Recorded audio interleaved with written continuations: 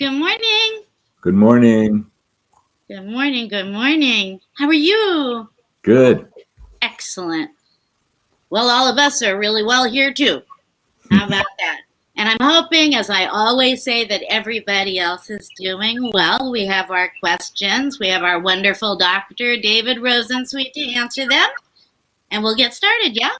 Yeah. Oh, right. Okay. Question number 1 comes in saying, I am switching from pellets, Dr. Rosensweet, to estradiol 2 per day. I'm also taking progesterone compounded 200 milligrams. I'm spotting now for over a month, and I started spotting when I was due for my second round of pellets, but I decided they were not for me. There were too many horror stories, so I found a new doctor who wants me to wait 6 more weeks before tweaking anything so that she can see my lab work again. I'm bleeding. I have tender breasts, and this will make 10 weeks of me being absolutely miserable. I've been unable to find a menopause method doctor here where I am, and I'm not sure what to do. And so I was wondering if you could please help. I so appreciate what you have to say. Oh. Yeah, in general, this is one of these just phenomenal challenges for women. They're, going into menopause at a time in human history when this field is not fully developed well enough. And by that, I mean, if someone wants to have a baby delivered properly or fractures a bone, when you reach out to the traditional medical community, you got a really great chance of meeting up with tremendous technical expertise in the specialty in which you're wanting assistance. And there's well developed standard of care. You deal with an obstetrician, so many of them. I'm not necessarily talking about bedside manner, but I am talking about technical expertise.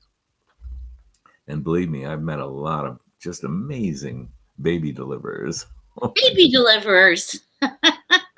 Obstetricians. And you delivered a few in your day, didn't you? I did.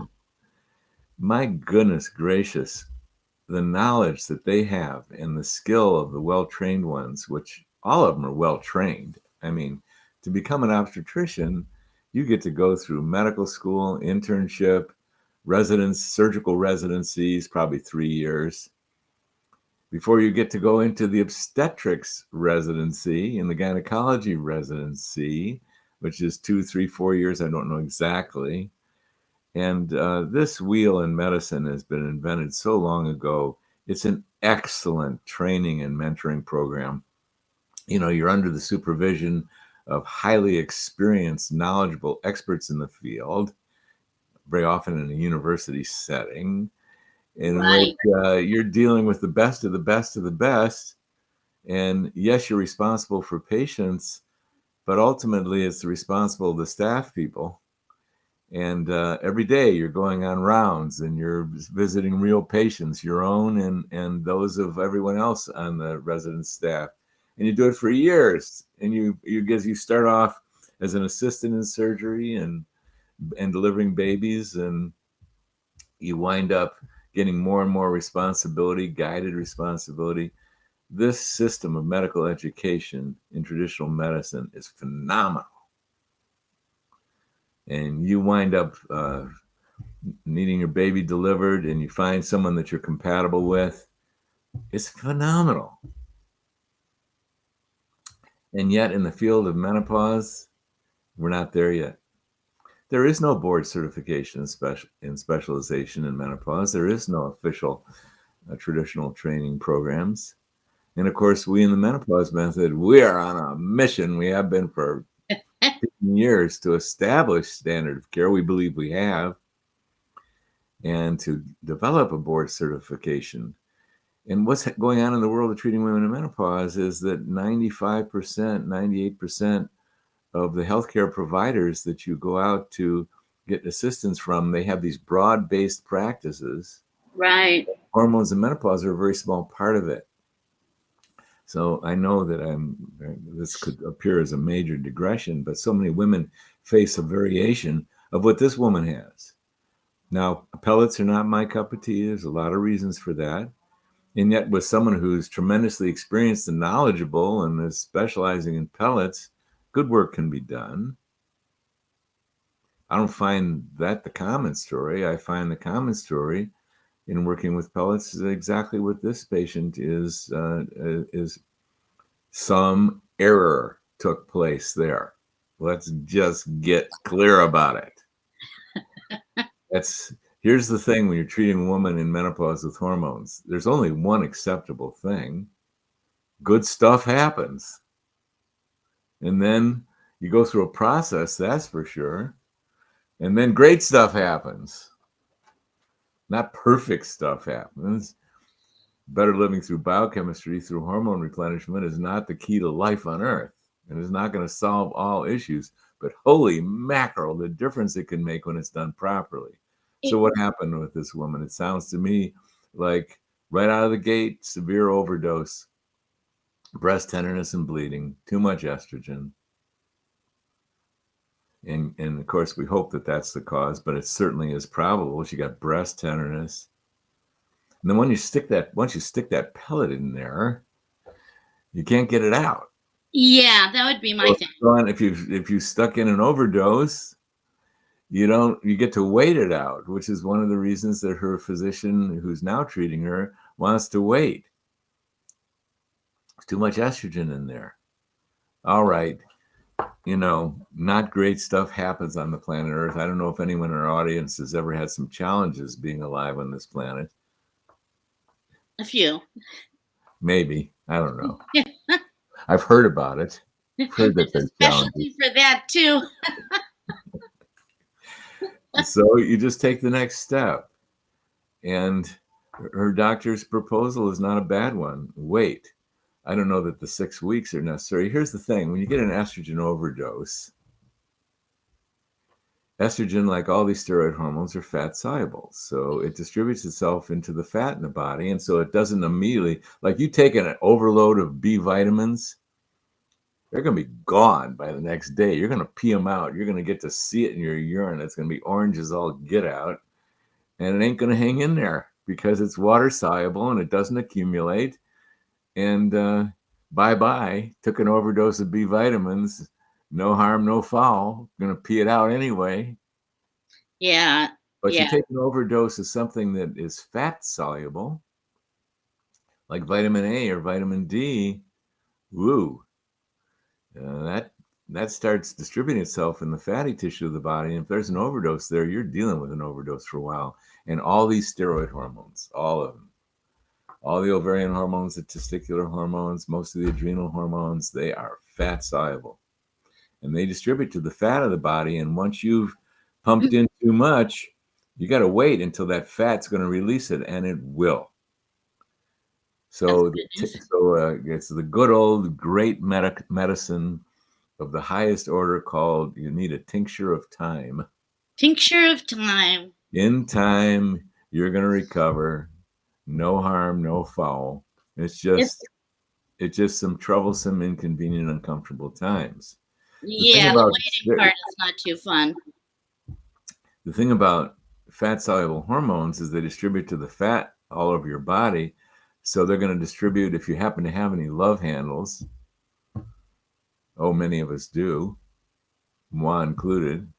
If it distributes to your love handles, well, there's no consequence. There's no tissue that responds to steroid hormones near the love handles. It distributes to your breasts, which is, very high percentage of adipose tissue, otherwise known as fat. Yes. That's a different story. You're accumulating estrogen in the breasts, in the fat tissue of the breasts, that's right in immediate proximity with breast glandular tissue. Right. And so how long does it take for your general body to let go of that fat stored estrogen, which it will do? You bet your life it'll do. especially if you're not putting estrogen in at the same time. How long it's going to take? Well, a lot of women who've gotten into an estrogen overdose and have breast tenderness, they just wait it out, and the breast and then they get a restoration of the symptoms of hormonal insufficiency, of estrogen insufficiency. They're going to start getting hot flashes. In fact, you can start getting hot flashes while you still have breast tenderness, because the adipose tissue in your breast is still carrying excessive estrogens, even though your general body is depleted of estrogens enough for you to get estrogen deficiency symptoms. The all-time record in my practice, 5 weeks. A woman had breast tenderness for 5 weeks. Meanwhile, she developed raucous hot flashes. So when's the timing to restore the estrogen? Is it exactly 6 weeks? I don't know. Everything in medicine, when done with excellence, is individualized to the individual woman. So I think 6 weeks was not an unrealistic prediction when you got a pellet inside there.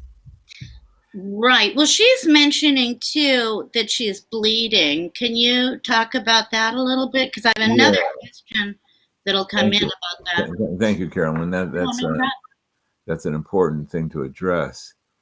You know, when a woman goes into menopause and she doesn't have enough estrogen, there's many things that happen, including she no longer menstruates. Well, of course, that's the definition of menopause, if you're into it. That means she's no longer forming a lining to her endometrium to prepare for a possible implantation of a fertilized ovum. Well, what governs the formation of an endometrium? Hormones, estrogen. How do you get to have an endometrium? You're a young woman and you start putting out these robust levels of estrogen, and you form an endometrium because of those estrogen outputs. So it's very common, even a woman who's been in menopause for years, if she goes into an overdose of estrogen, she's going to develop an endometrium and she's going to spot or bleed. And you can predict it. It's not like a mystery. It's not like an illness. You just had an overdose of estrogen, enough to form an endometrial lining in menopause. How inconvenient, and you spotted or you bled. And that's how it happens. Now, there's another way that can happen. The formation of the endometrium and its thickness is also dependent on the amount of progesterone you have. So if you don't have sufficient progesterone to balance the amount of estrogen you have, you can also develop an endometrium that's too thick. You can also spot and bleed. Now, pause.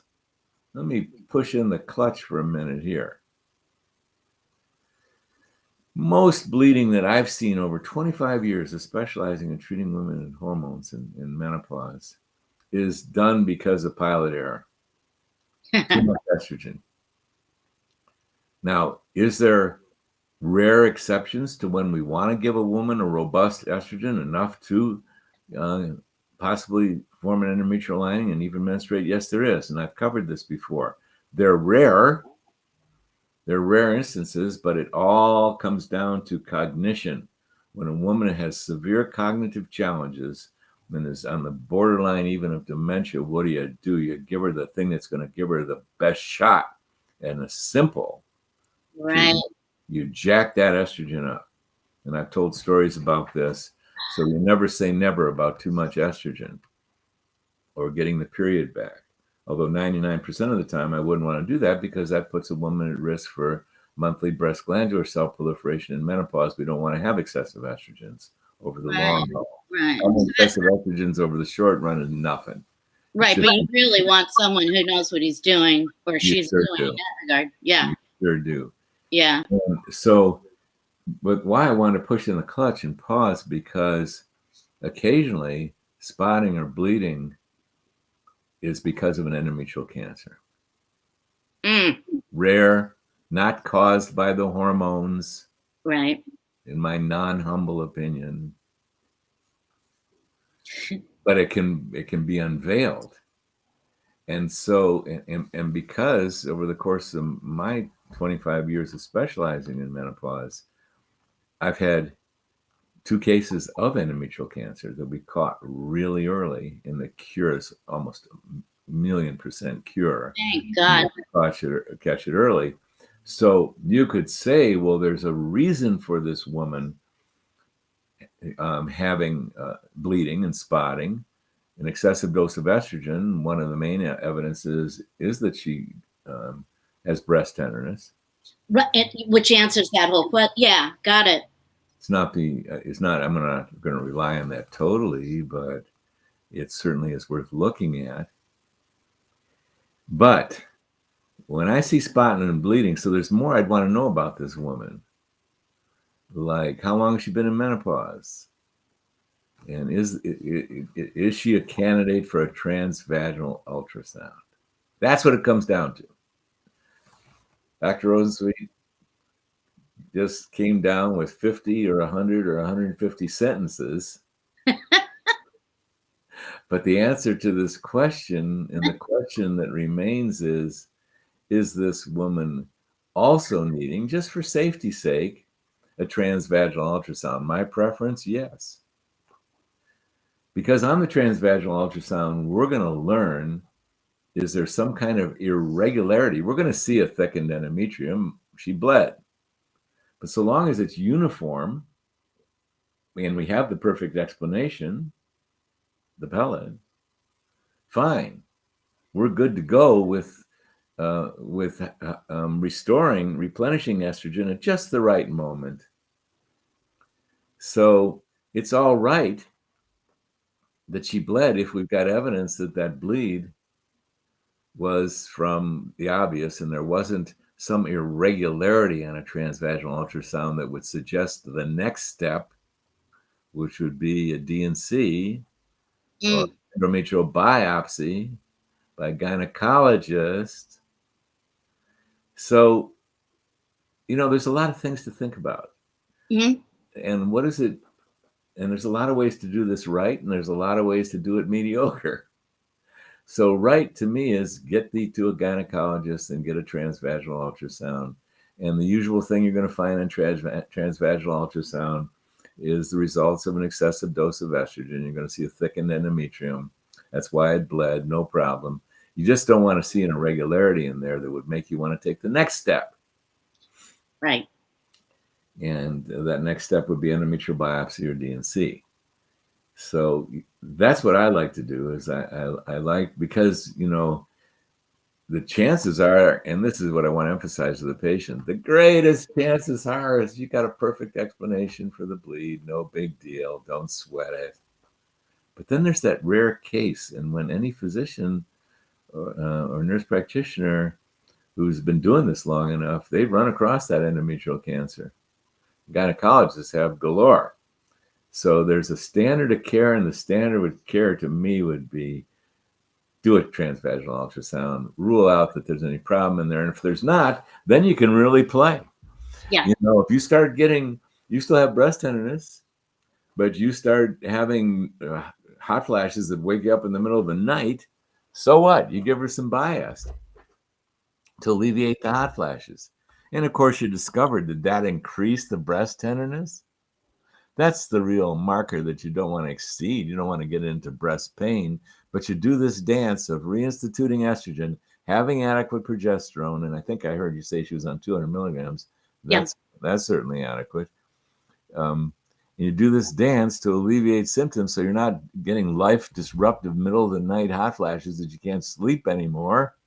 Yeah. So it becomes a dance. Once you've got the clearance from a normal vaginal ultrasound, you can play with the hormones. I say play with the hormones. You can reinstitute them, even though you've got a pellet that's still in there. Yeah. And you find out if you're waking up with hot flashes and you start giving doses of bias and you get breast tenderness just too severe because you just still have too much estrogen on board. But if you're waking up with hot flashes, it's unlikely that you have too much estrogen on board. So I'd say the only thing that I not necessarily in agreement, but her healthcare provider sitting there on the front lines, that her healthcare providers evaluated her. So I'm not challenging the 6-week thing. I'm just playing with some possible fine tuning, that it's all right to administer estrogen even when you've done a bleed, providing you have the normal transvaginal ultrasound. Right. So it circles back right to that. Yeah. Okay. So Well, that's all I have to say about that. That was enough, don't you think? Maybe even. you know my thoughts, so All right. I can listen You like the forever and ever details. and ever. I do have someone that came up who said, "How long does it take?" Hi, Marita. Good morning, everybody. How long does it take for too much progesterone to get out of the tissues? Too much progesterone. I Yeah. can tell you this. I've never seen too much progesterone that lasted more than a morning. Right, and we talked about progesterone dominance last interview. Yes, which I didn't know that existed. Right. So I There's guess there's progesterone richness in young women. They tend to be tall and thin and small-breasted, but progesterone dominance, I've never heard of the term, nor have I encountered the situation. But you never say never in medicine. Anything can happen. But here's the thing: how are you going to get too much progesterone? You're going to be taking an overdose. That's how you're going to do it. And since it's best to take your progesterone at night, how are you going to know you had an overdose? mm, You're going to wake up feeling with too much progesterone effect. You're going to feel groggy. Progesterone is the great calmer. So if you wake up in the morning and you feel too calm, i.e., you feel groggy, i.e., you feel like, what did I do? Take a sleeping pill last night? No, I didn't take a sleeping pill. Oh, yeah, I took the progesterone. You wake up way groggy, even a little lightheaded and dizzy, and you walk to the bathroom and you kind of don't have your balance. This is the worst that I've ever seen. How long is that going to last? It's going to be gone sometime in the morning or by afternoon. So there isn't this problem called progesterone overdose that just builds up, builds up, builds up as a problem. At least I haven't run into it. It's hard to do. For one thing, with topical progesterone, it's almost impossible to do. It's just very hard considering the amount of milligrams you'd like a woman to have to get a topical progesterone that's strong enough that's going to give her an overdose. It happens. I have a 7-year-old woman that for the last 20 years, when we've been treating her menopause, 5 drops of our lovely progesterone at night, which is a grand total of 50 milligrams topically applied, she's good. 6 drops, she wakes up groggy. But I'm giving you an exception. Most women cannot get into overdose with topical progesterone. Can you with oral progesterone? Well, pretty unlikely. If you're playing with the commercial pharmaceutically manufactured progesterone, you got 2 choices, 100 milligram or 200 milligrams. What are you going to take? 4 200 milligram capsules? You're going to take 2? Well, yes, that has happened. Very few physicians are going to prescribe more than 1 of the 200 milligrams. That's just not a whacking great dose. And you're not going to continue because you take 200 milligrams of progesterone at night, and that could be very good for you. Or you take 200 milligrams of progesterone at night and you wake up the next morning and you're groggy as all get out. You can't even drive a car. You don't even want to think about it. Yeah, so what? By noon or early afternoon, unless someone else has had a different experience out there and they're going to put that in the chat and tell us about it, it's going to be gone. You're not going to have to worry about progesterone accumulating in your tissues. So that's what I have to say about overdose of progesterone. Now, I could be wrong. Maybe I just haven't run into it. So whoever mentioned overdose, maybe you'll tell us more of your story and you'll email that to Carolyn, or put it on a Facebook page, and we'll get more in-depth information. Just as a reminder, 2 things. Up on the Ins and Outs of Menopause group, there are the charts that'll let you know if you're taking too much or taking too little, or how you might feel with estrogen, with progesterone, and with testosterone. So you can find those there. Just write to me and I'll send them to you. And also the book Happy Healthy Hormones. Boy, that's a good one. So you might want to download it and read it, because it's got a lot of good stuff in there, written by that guy right there. That guy. That guy. He's only been treating Who, women me? What me worry? I'm sorry? Who, me? What me worry? Yeah, what you worry, what me worry, no worries. There are no worries. Shalima has asked an interesting question here, and I'd like to read it if I could. Can you have too much progesterone where it blocks the activity of estrogen and therefore needed to up the bias? That's a very technical and a relevant question. Yes. And here's how it works. Estrogen and all hormones work through their interaction with receptor sites. Right. And last night, Dr. Lindsay Berkson interviewed me and Dr. Brownstein and Dr. Roberts, and Lindsay opened it up with this exquisite video of hormones interacting with a receptor site. God, if you can get access to that, go to drberkson.com, or I'm sorry, I may not have the exact thing, and you can become a member in her blog. And great information. There was some really great information there. But God, gee, for a change, I'm diverting here. Here's the thing. Hormones work by activating receptor sites. So you may have the hormone, but you've got to have a receptor site in the cell nucleus. So the hormone gets into the cell nucleus, interacts with the receptor site, and that's how things work. And these receptor sites are pretty specific. I say pretty specific. Well, for example, estrogens are the hormones that work absolutely best in estrogen receptor sites. But interestingly enough, they're not the only hormones that will activate an estrogen receptor site. Right. For example, progesterone will interact with an estrogen receptor site if given the chance. Well, it's not going to have a chance if there's adequate estrogen floating around. The estrogen is preferentially bound by the estrogen receptor site. But there's this thing in chemistry called the law of mass action, that if you put way too much progesterone in the vicinity of an estrogen receptor site, just by pure molecular pressure, it can get involved with that estrogen receptor site. And it can, even if there's too much of it, it can even displace estrogen from its own receptor sites. So it like hijacks it? So to speak. There's just by molecular quantity alone and the fact that it can bind, it will push estrogen out of its receptor sites. Now, how often do you see this? Very, very rare. But when I see women routinely on 200 milligrams of progesterone, I do blink an eye, and that's why I want to answer Shalima's question, because you want to get this balance right. Mm-hmm. Can overdo it, even on progesterone. And the mechanism is by this competition, where if you've got too much progesterone compared to the amount of estrogen you have, you can knock estrogen out of its own receptor sites. Now, how often do I actually see this? Extremely rare. But we pay attention to it. If someone comes to me as a new patient and they're on what looks like a way low dose of estrogen, and that happens commonly because people are very timid about estrogen, especially if you don't know what you're doing,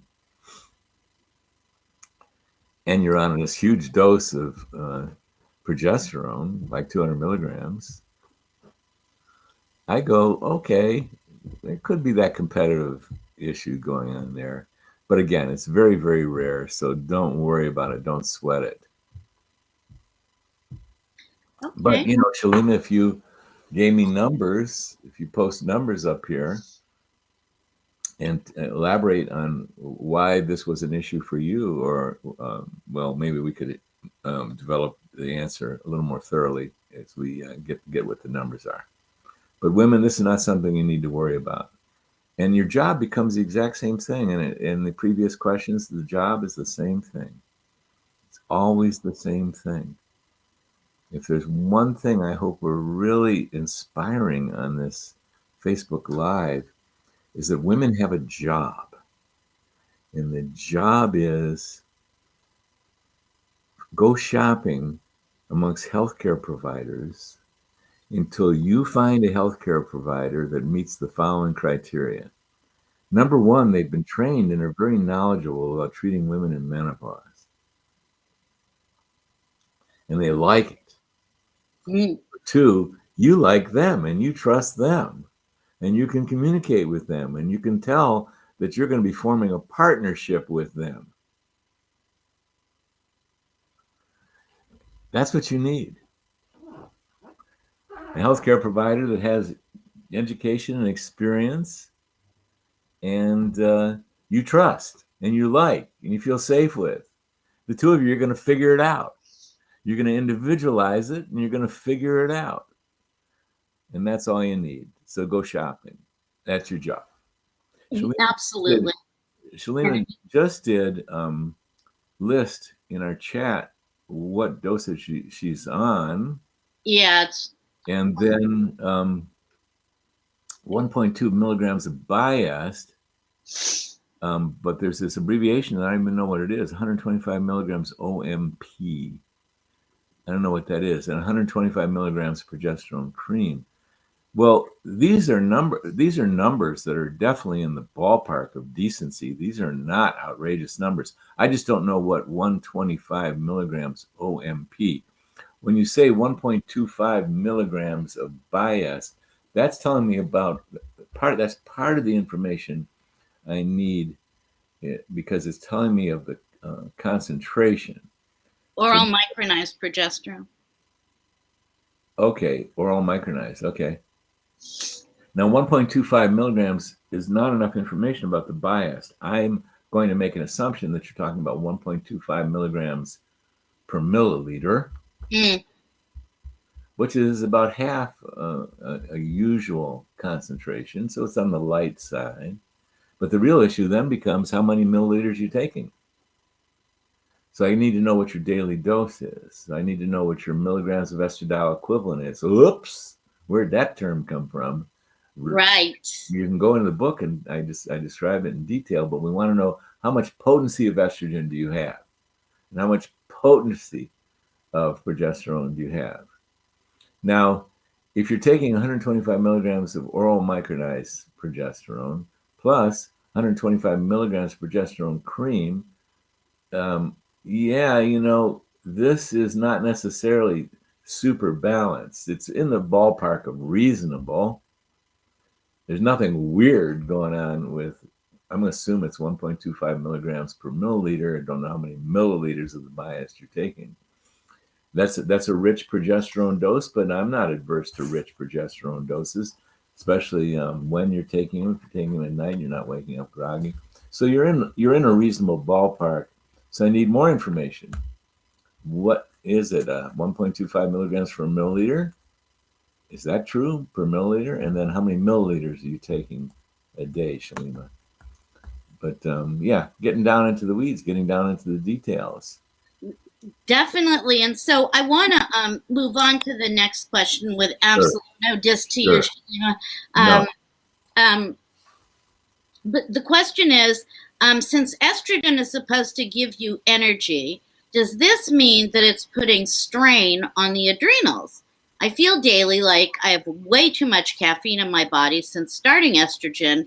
I'm also taking progesterone, but it's not helping. The interesting thing about this question, at least to me, was the strain on the adrenals. If you're taking estrogen and it's supposed to give you energy, does that mean that it's putting strain on the adrenals? Well, there's some interesting subjects embedded within that question. And I must say, I hear new things every week, and I've never heard this concept. Is estrogen putting strain on the adrenals? I wouldn't think of it that way. Here's how I'd think of it. Or is estrogen supposed to give you energy? I've never heard that one too. And I'm not a young man. I have been around for quite a few years. But there's always something new. But there's several interesting questions embedded in this question. One of them is, we come to Earth as human beings and we have a lot of energy. And then there's been observations made. I've heard it clearest language by Carlos Castaneda, talking about a Mexican wisdom group, an indigenous Mexican wisdom, that what their observation was this, that we come to Earth with a tremendous amount of energy, and then gradually over time, we dissipate that energy in unbeneficial ways. We lose energy, and then by the time we leave Earth, we're at a very low energy state. And then their whole wisdom practice was, how do we prevent this energy decline? Can we even stabilize and become non-losers of energy? Or even better yet, can we learn how to build energy? In that particular culture, the mentors, the most conscious of the Mexican wisdom group, they built energy over time. So, boy, talk about a practice. Well, energy. We know what it's like to have a lot of energy or what it's like to be tired. So it's not this really bizarre concept. Well, what's the biology of that energy? You got to have a lot of things going for you to have a lot of energy. Or another way to look at it is, what's the biology? What happens with the energy decline? Well, there's many biochemicals involved on a physical level. And there's many biochemicals that relate to the production of energy. Ultimately, we are producing biologic energy. Our cells, in fact, a little something within the cells called mitochondria, are energy factories. And what they're doing, they're taking the air we breathe, the oxygen in it, and they link it up with the molecules of food that eventually got broken down to things so small they wind up in the cell mitochondria as glucose or lipids or even amino acids. And they combine those two through a process called oxidation, and you produce, and this is what metabolism is. This is energy metabolism. You combine oxygen with the deeply digested, right down to the molecule food you ate. You combine those two, and you produce energy and heat. Holy mackerel. And the biochemistry of it is staggering. And it'll take anyone who doesn't believe in the divine, it'll make you a true believer just by studying the biochemistry of energy production. It's staggering. And reading Carlos Castaneda's well. It's a great Which is pretty dense, and I wouldn't necessarily recommend it. But that's how we produce energy. Well, there's a lot of factors involved there. There's the food you eat, the air you breathe. Are you breathing enough? How's your internal biochemistry working? And then there's very strong biochemicals that really affect that energy production. Numero uno, thyroid hormone. There's nothing like thyroid to facilitate or defacilitate the production of energy. Defacilitate? Yeah. When people start taxing their thyroid glands so much that they can't keep up with the youthful levels, they get more tired. And you don't produce enough energy, nothing works well. Your brain doesn't work as well. Your gut doesn't work as well. You get constipated. Nothing works as well. So energy production is influenced tremendously by powerful biochemicals called hormones. At the vanguard of the hormones that have the most influence are thyroid, adrenaline, cortisol. Even estrogen plays into this. It plays into it in sort of a reverse way. Like, there's the energy of fight or flight. There's the phenomena called fight or flight, where we perceive a powerful threat to our being. Like a saber-toothed tiger, when you and I were cruising around. Remember, we were in that village together, and well, it wasn't really a village. We just sort of had our little caves and our little fire pit, and we were walking around. We're walking around the tundra, scrounging for food. And then every so often, a saber-toothed tiger would leap out behind the bushes, and man, could we run. And occasionally we'd have to stand up and fight. Fight or flight, classic. Well, there's a biochemistry that fight or flight, and we need more energy. But it happens fast. And we need it fast. And so we put out these profound energy producing biochemicals that facilitate energy production, and hormones are at the vanguard of it. Right. So adrenaline, cortisol will tax the thyroid, and will also recruit our gonadal hormones. Women, for example, recruit their estrogen and their testosterone. So, as I've said many times, you look at young women athletes who are Olympic grade, and a lot of those young women are not menstruating because they don't have sufficient estrogen to go down the female pathway. They're using so much of it for the stress pathway of their intense training programs. So they stop menstruating because they're using the estrogen for the energy. And this is what I'm tying back in with our questioner. They're co-opting their estrogen to participate in the fight or flight energy production situation. So you can deplete your estrogen as far as it's being able to function for females by having a dysfunctional response to stress. And so, well, in regards to the adrenals, she's saying, is estrogen supposed to give you energy? And does this mean that it's putting strain on the adrenals? Well, I'm going to look at it from a different direction. She's in the right ballpark, but I'm going to look at it on, you start out with a lot of energy when you're young and you gradually deplete. Well, why do you get, what's the biology of that depletion? Yeah, strain on the adrenals. You think your cash flow is dropping and you feel like you got attacked by a saber-toothed tiger and you freak out at that level. I mean, to do that a lot, your adrenal glands works at the vanguard of the biology of the stress response. They get tired, so to speak.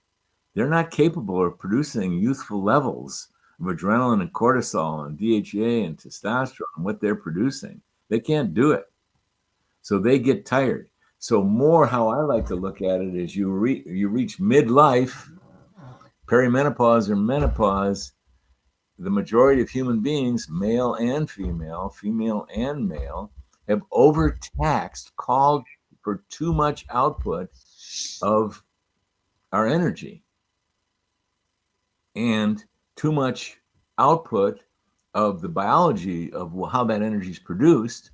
And we've stepped on the gas and raised our RPMs too high by demanding too much thyroid hormone, too much estrogen, too much testosterone, too much cortisol, too much adrenaline. And you got all of these powerful factories that are producing these amazing hormones. They get, so to speak, tired and they can't keep up with the youthful levels.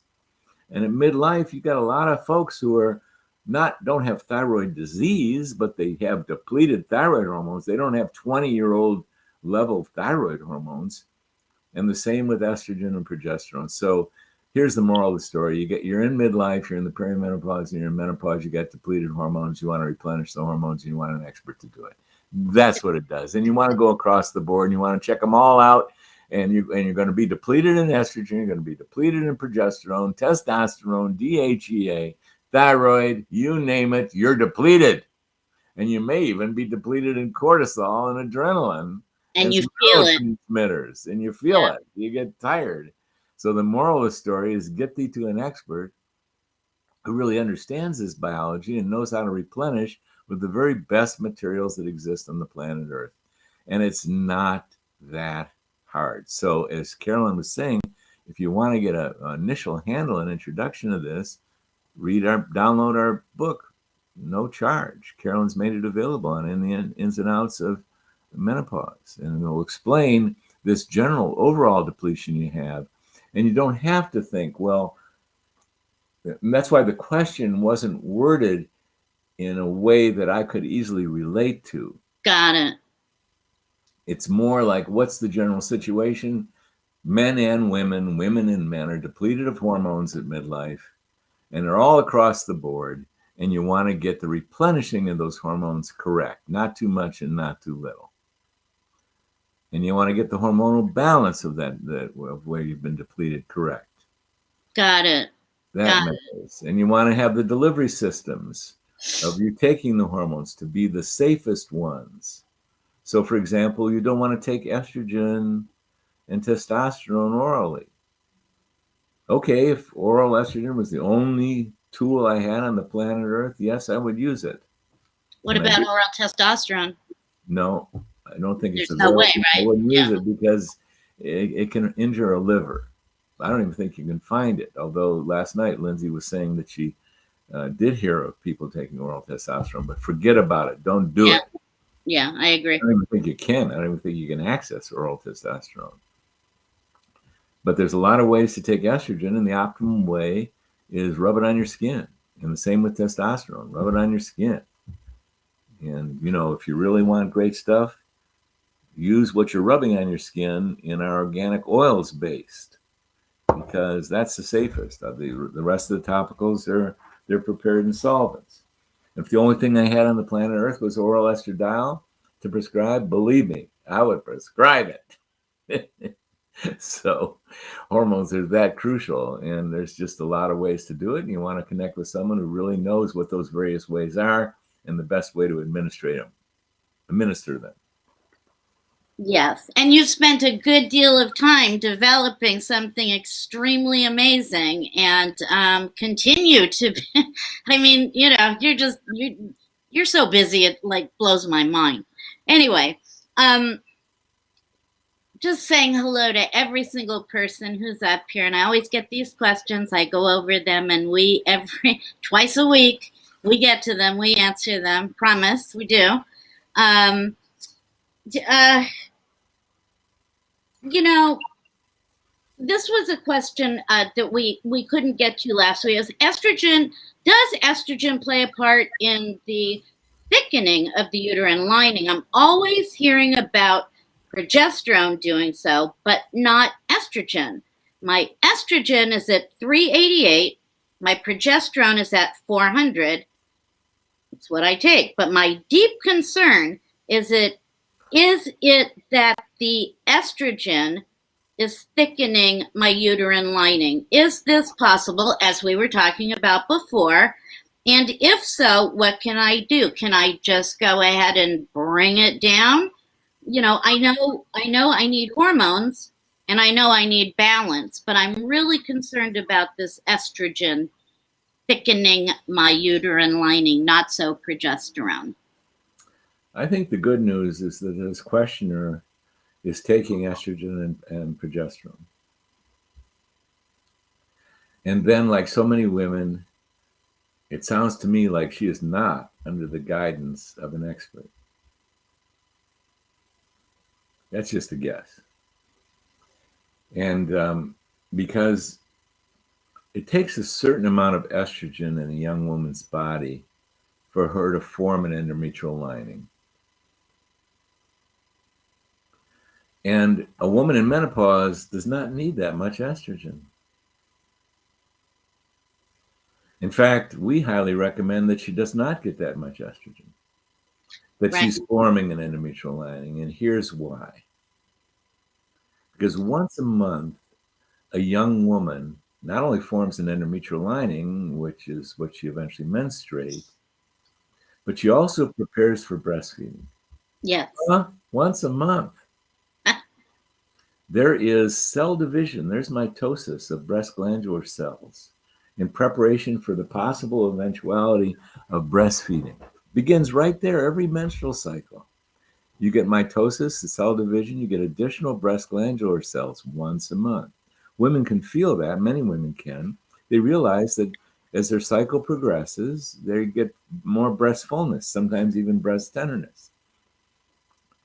That's because the estrogen output is pretty robust, and it's enough to do what it's supposed to do, which is to begin the preparation for breastfeeding.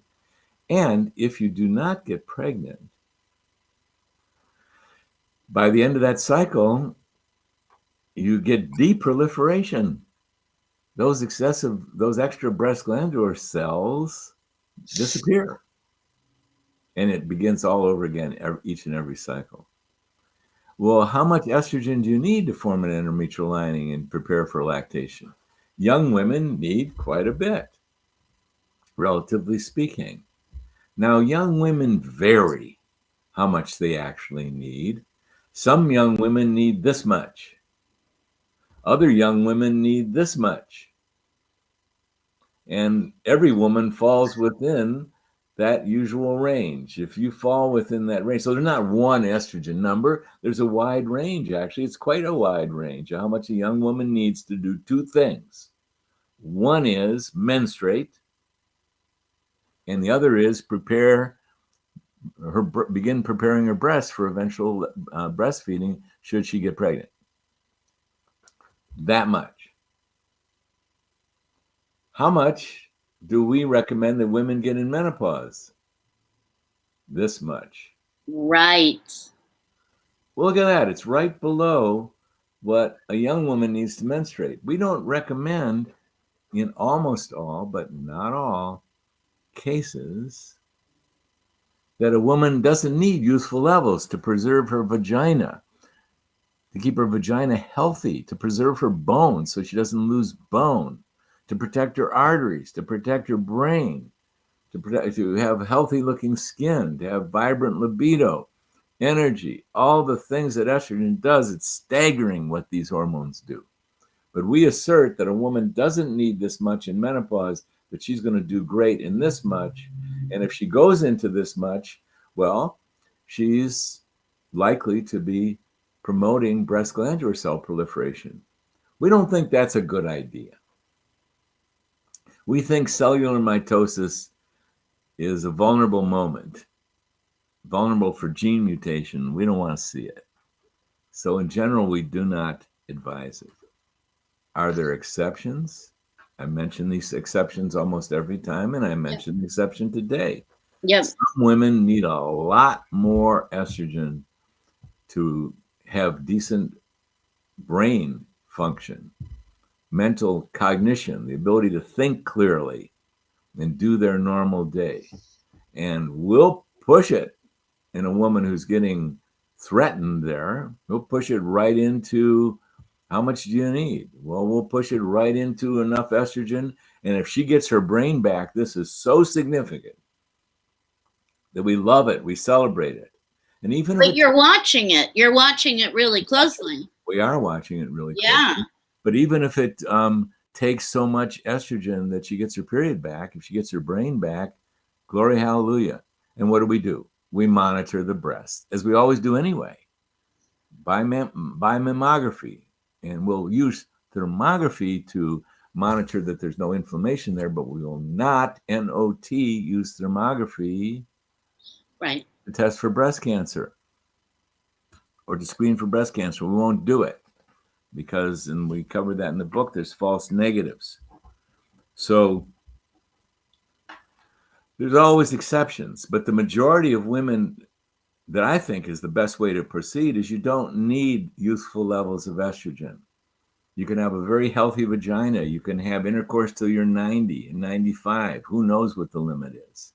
And enjoy it phenomenally and have orgasms and have intimate relationships. You can have a healthy vagina and healthy bones. And, the amount of estrogen, again, is going to depend on other factors as well. So we monitor all this. There's such exquisite ways to test. Well, are your bones really getting protected? Yeah, we can test that. Well, how are your arteries doing? Well, we can assess that. So there's a lot of moving parts there. And gee whiz, Carolyn, I sort of lost track of what the original question was. You you answered it. I mean, you really did. Just basically, you've answered it throughout the entire course of the interview. Her fear is that the estrogen is what is perpetuating her menstruation and her thickened endometrium. Well, yes, estrogen is one of the main determinants, not the only one, of whether you form an endometrial lining or not. And I'll tell you, in menopause, in order to form an endometrial lining and to menstruate, it takes a heck of a lot more estrogen than it does in a young woman. In fact, if you're going to restore or keep a period going, you're going to need between 3 and 8 times the upper limit of normal of what a young 20 to 29-year-old estrogen levels. How do we know that? Because we've tested it. Right. Is this a safe thing? Not in my book, because that can put you at risk for breast glandular cell proliferation. That doesn't mean you're going to develop breast cancer. No way. No way. But it does put you at risk, and you got dividing cells there. So this is a whole area. But what if you get a 333? Now, to me, I don't use blood testing to assess estrogen levels, but that sounds pretty robust to me. It's certainly enough to form an endometrial lining. So here's my guess. You're just on more than what you need. So no big deal. You find that yourself an expert who knows how to dial you in at the right levels for yourself. And who knows, you might need that much to support your cognition. There are certain women that do. It's rare, but you need it. So you never say never in medicine. So yes, you've got very high levels. And estrogen is one of the main principal determinants of you forming an endometrial lining. And progesterone is one of the main determinants of balancing that estrogen so you don't form too thick of an endometrial lining. Well, you need that balance. Yeah. You can get an endometrial lining on not as much estrogen if you're not also treating with progesterone. So we want to get the estrogen right, the progesterone right, and BTW. By the way, you want to get your testosterone and your DHA right and your thyroid right, and you want to get them all right because you're at midlife and they have the high likelihood they're not doing as well. So you want to get everything right. And then you feel better too. That's the even more amazing thing. What about that? Yeah. And lo and behold, the time is the bewitching hour. Yeah. When all ends for the day in the world of interviews. Always fun, Dr. Rosensweet. I am going to look for that Dr. Berkson interview. Oh, you betcha I am. Welcoming everybody, wishing everybody a wonderful day. We'll be back on Thursday. I'll get your questions and I'll get to them best of my ability. And have a fabulous, wonderful October day. Good to see you, Carolyn. I forgot my ears. Oh, my God. I can't believe it. I'll have them next time. See you later. Bye-bye, everybody. Bye, everybody.